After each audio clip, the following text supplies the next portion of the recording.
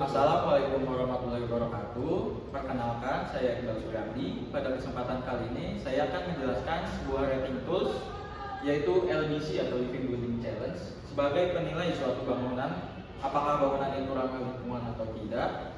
Dan standar LBC ini lumayan banyak digunakan di daerah Amerika.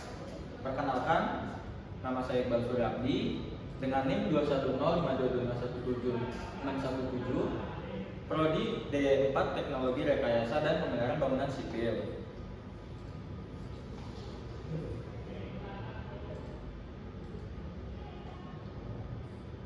Lalu untuk agendanya apa saja sih? Yang pertama, apa itu Living Building Challenge? Lalu kapan Living Building Challenge diluncurkan? Lalu di negara mana yang bisa diterapkan serta lembaga sertifikasinya apa? Lalu proyek apa saja? Dan ikatan rating toolsnya dalam buildingnya apa saja, lalu persyaratan, kriteria penilaian, serta perbandingan penilaian dengan rating tools lainnya. Apa sih Living Building Challenge itu?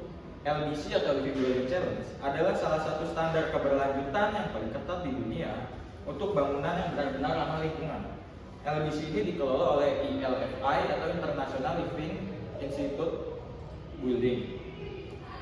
Lalu ILFI ini berkembang menjadi LBC. Pada tahun 2006 diluncurkan, tepatnya di daerah Amerika, dari cabang USGBC atau United States Green Building Council. Lalu 2009 berkembang menjadi versi 2, lalu 2014 menjadi versi 3 Living Building Challenge, dan yang terakhir 2024 menjadi Living Building Challenge versi 4.0. Lalu di mana saja sih LBC ini diterapkan? Untuk yang pertama tentunya sebagai kelahiran LBC itu sendiri, diterapkan di Amerika pada bangunan Arch Nexus SAC. Lalu ada University of Wollongong Australia, ada De Keuvel Belanda, memanfaatkan bangunan yang telah terbengkalai. Lalu apa saja lembaga sertifikasi pada LBC? Yang pertama ada International Living in Future Institute sebagai naungan dari LBC itu, serta beberapa rating tools lainnya seperti Living Product Challenge sebab untuk produk.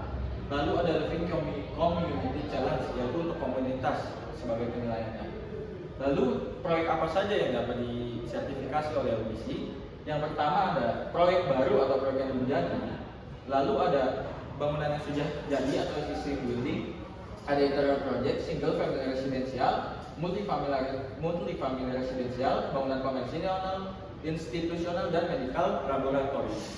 Lalu untuk level tingkatan rating tools dari LBC sendiri ada Zero Energy, yaitu sebuah rating tools dari LBC untuk menilai sebuah bangunan apakah dia ramah energi atau tidak, walaupun tidak memenuhi kriteria dari si LBC ini. Lalu ada Petal, yaitu rating tools dari beberapa kriteria, tidak sepenuhnya dari seluruh kriteria. Lalu ada LBC untuk tingkatan paling utamanya yang memenuhi semua kriteria. Nah, kriterianya itu ada 7.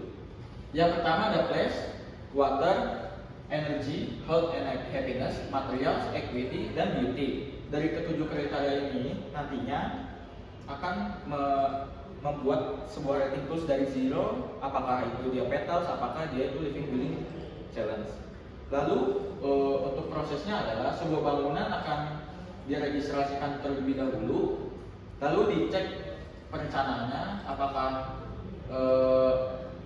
vision plan-nya dan master plan-nya sudah sesuai, direview oleh ILFI. Lalu registrasi untuk penerapannya, apakah dia mendapatkan sertifikasi LBC atau yang lain. Lalu untuk kriteria penilaiannya yang pertama ada place atau tempat, water, energy, health and happiness, material, equity, dan beauty. Nah, untuk place itu apakah tempat itu telah bersinggungan dengan ekosistem, water itu apakah air itu telah digunakan untuk sebagai daur ulang atau dan lain-lain. Lalu apa perbedaan LEED dan ILFI, EDEN, dan Living Building Challenge? LEED mengizinkan penggunaan material apapun dalam konstruksi bangunan, sedangkan LBC harus menggunakan bangunan tidak boleh menggunakan dari daftar material merah. LEED menggunakan koin, sedangkan LBC tidak. Lalu untuk manfaat dari penggunaan LBC adalah pendekatan holistik atau menjadikan sebuah komunitas itu lebih bersih, lalu lebih hemat energi, dan untuk meningkatkan performa dari bangunan itu sendiri. Lalu yang selanjutnya, penerapan. Contoh penerapan LBC yaitu Frick Environmental Center USA dengan sertifikat Living Golden Certificate adalah bangunan yang menggunakan bahan dari sekitaran ekosistem kampus itu. Lalu ada Sustainable Building Research Center atau di Australia dengan Living Building Challenge Certificate.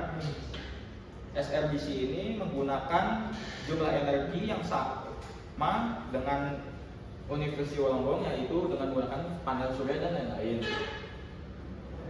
Lalu ada Zero Energy House. Zero Energy House memungkinkan untuk sebuah rumah dapat menggunakan energi selama setahun tanpa menggunakan energi yang tidak dapat terbarukan, seperti menggunakan panel surya untuk mendapatkan listrik, lampunya juga dikurangi dengan menggunakan cahaya yang lebih terbuka. Lalu ada RW Kern Center dengan Zero Energy Certification. Bangunan ini bergantung dengan tenaga matahari, dilengkapi dengan toilet pengkomposan, termasuk di dalamnya terdapat sistem pemanenan air hujan. Lalu kayu dan batu yang digunakan merupakan hasil dari lingkungan sekitar. Lalu untuk kesimpulannya apa sih penggunaan LBC itu? Yang pertama tentunya pasti lebih hemat energi.